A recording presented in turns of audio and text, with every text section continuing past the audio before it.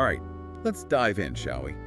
Today we're tackling Karl Marx. Karl Marx. And no, before you switch off thinking it's another economics lecture. Right. This is about way more than just communism. Yeah. We're talking about stuff you experience every day. Okay. Like, you know that feeling when your job just feels totally meaningless?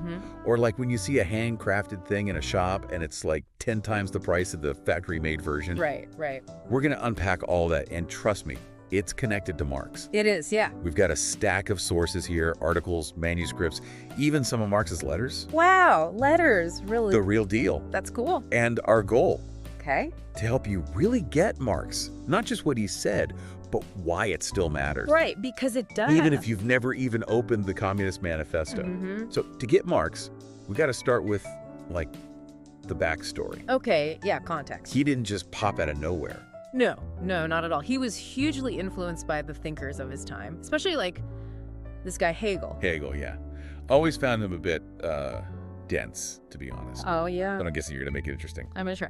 Hegel was obsessed with this idea of dialectics. Oh. Basically, this back and forth clash of ideas that he thought like drove history forward. Like, Yeah. Imagine it like an argument, thesis, Engaged. antithesis, Oh. synthesis. All right, I'm with you so far. Yeah. So where does Marx fit into all of this? So Marx was initially really drawn to this idea of alienation that Hegel wrote about. Alienation. Yeah, you know that feeling when you're stuck in a job Yeah. and it just feels totally soul-crushing, like you're just a cog in a machine. Oh, tell me about it. That's alienation. Marx believed this wasn't like some natural human condition, but a direct result of the systems we create, especially capitalism. So it's not that we're just like born alienated. It's the way our economy is set up that makes us feel that way. Exactly.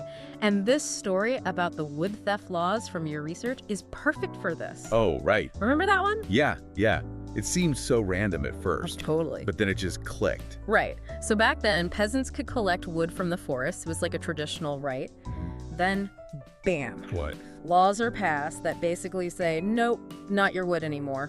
Wow. Favoring the wealthy landowners, of course. And that's what got Marx fired up. It's like the state wasn't neutral. It was totally in cahoots with the powerful. Yeah. The ones who controlled, what did he call it? The means of production. You got it. Wow. And it's the same thing with his whole opium of the masses thing about religion. Oh, yeah. That one always confused me. It's often misunderstood. Because he wasn't anti-faith, right? Exactly. It was more nuanced than that. He was criticizing how religion could be used to justify suffering and inequality. You know, like, don't worry about how bad things are now. There's always heaven. Right, just kind of accept it. Exactly. Not exactly a recipe for progress, is it? No, definitely not. And that's a big difference between Marx and Hegel. Oh, yeah. Hegel was all about ideas, but Marx was like, hold on, it's the material conditions, economics, technology that really matter. He flipped the script. Completely. And that leads us to one of Marx's most important ideas, the labor theory of value. Okay, shoot. Imagine a chair. One's handmade, the other's mass-produced. Why is the handmade one way more expensive? Well, I mean, obviously someone spent way more time on it, more skill involved, right? Exactly. The labor theory of value says that a product's value comes down to how much labor went into making it. So the more human effort, the more valuable. Basically. Makes sense. Right. But like, what about something really old that nobody cares about? Still valuable just because someone worked hard on it ages ago. That's a great question, and one Marx actually wrestled with. Right. He knew supply and demand mattered, but he insisted labor's the foundation of all value. Okay, I'm following. The really interesting part is how he takes this labor idea and applies it to the entire capitalist system. Okay, so labor is the source of value. Right. But how does that actually, like, play out in the real world? Yeah. Take us inside the factory with Marx. Okay. What's he seeing? He's seeing where this thing called surplus value is created. Surplus value? Yeah. What is that? It's key to how capitalists make a profit. Okay, I'm listening. So, imagine you own a factory, right? Okay. Making t-shirts. T-shirt, sorry. You pay your workers for the day, but the t-shirts they make are worth more than what you paid them. Right, because the workers are creating the product. Exactly. That extra value. That's surplus value. So the capitalist is making money, but not just by selling the t-shirts, right. but by getting extra value from the workers' labor. Exactly. And remember, variable capital. Labor. Yeah. Marx said capitalists are always trying to squeeze more surplus value out of that. Makes sense, because like with machines, Yes. you're limited, right? A machine can only run so fast, Right. but a person, well, you can always try to push them to work harder or longer. Exactly. And you know what's interesting? Marx knew technology was a huge part of this. Really?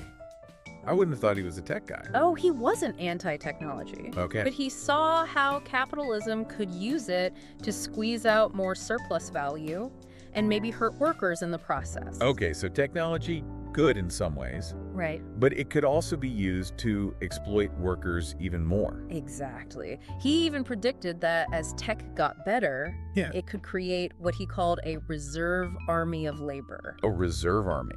Basically, a bunch of unemployed people that capitalists could use to drive wages down. Wow. Because if a machine can do the work of 10 people... Yeah, what happens to those people? Right, he was worried about automation way back then. That's wild. Like, he sounds like someone today talking about AI taking jobs. Totally, and this gets to the core of his critique of capitalism. Okay. This drive for more profit, Mhm. more surplus value, Yeah. it creates contradictions in the system. Contradictions, what do you mean? Well, if you keep replacing people with machines... Yeah, to make more stuff cheaper. Right, but then fewer people can afford to buy anything. Uh-huh. It's like self-defeating. Exactly. Didn't Marx have a term for this? He did. Something about the rate of profit, right? The falling rate of profit, yes. That's it. He said that would lead to crises. It did. He argued it could lead to economic crises, unrest, all tied to inequality, too. Right, because if all the wealth is going to the top, things are going to get messy. For sure. So if capitalism has all these problems, what did Marx want instead? Right. Everyone wants to know, what's the alternative? He was a communist, right? He was. But what did he think that would actually look like? That is the million-dollar question, and it's caused a lot of debate. Really? Because, and this is kind of ironic, for someone who wrote so much, Marx was actually pretty vague on the specifics. So he was better at pointing out the problems than the solutions? Maybe he thought it was up to the working class, the proletariat, to figure it out. Not just some, like, elite group. Exactly. He thought the revolution itself would help create this new society. Okay, so power to the people. Right. But what about this whole dictatorship of the proletariat thing? Ah, yes. Doesn't sound very democratic. I know, it's a loaded phrase. It is. Important to think about the context, though. Okay. Back then, revolutions were always being crushed. By the kings and stuff. Exactly. Marx thought for a socialist revolution to win, the workers would need to take control, at least for a while. Like a reset button. Kind of. A way to dismantle the old power structure so you can build something new. Okay, I can see that. And while he doesn't give us a blueprint, Yeah. he does give us some clues. Like what? One of his most famous phrases is, "From each according to his ability, to each according to his needs." Okay, I gotta admit, that's a pretty cool idea. Right. But how would it actually work? Yeah, Sounds good in theory, but in real life. that's the challenge, right? Yeah, How do you take these big ideals and make them a reality? it's a huge question, right? It is. Can you actually build a society where everyone's needs are met? Right. And like where work isn't just about making a profit. It's a cool idea, but is it even possible? That's the debate, isn't it? It's what keeps people talking about Marx even now. Yeah, because he really did lay out all the problems of capitalism. He did, yeah. Like he saw the problems that even the biggest fans of capitalism can't ignore. Exactly. And you know, what's fascinating to me, What? Marx wasn't just some guy shouting revolution from his armchair. Okay. He was thinking deeply, always challenging himself. Even, there's that line, I love it, all I know is that I am no Marxist. It's kind of funny, right? It is. The guy who basically wrote the communist playbook saying he's not a Marxist. But that's the point. He hated dogma, people blindly following any ideology. Even his own. Even his own. He wanted people to think critically, not just take his word for it. So you're saying reading Das Kapital isn't enough? Not at all. He'd want us to take his ideas and actually use them. Look at the world around us and ask the tough questions. Exactly. See how things are working or not working. That's what makes his work so relevant, even now, you know? Yeah, totally. Whether you agree with his answers or not, Right. he gives you this framework Okay. for understanding how capitalism ticks, how technology shapes us, how power really works. He was like a detective of capitalism, Kind of. uncovering all the hidden stuff, the ways the system shapes our values, our beliefs. It's all connected. Yeah, And he reminds us these systems aren't inevitable. that's true. They're human-made, We made them so we can change them. through revolution. Maybe, or reforms, who knows? Yeah. But Marx believed a better world was possible. So even if he didn't give us all the steps, Right. he gave us the tools to imagine something different. The different future, yeah. That's quite a legacy. It is. Well, there you have it. Yeah. Our deep dive into Karl Marx. Phew. We covered a lot, but hopefully you're leaving with a better understanding of this, let's face it, pretty complex guy. He was complex. And we hope this sparked your own thinking, your own questions. Keep asking those questions. Keep pushing for a better world. Always. Until next time, keep those minds sharp, and we'll see you on the next deep dive.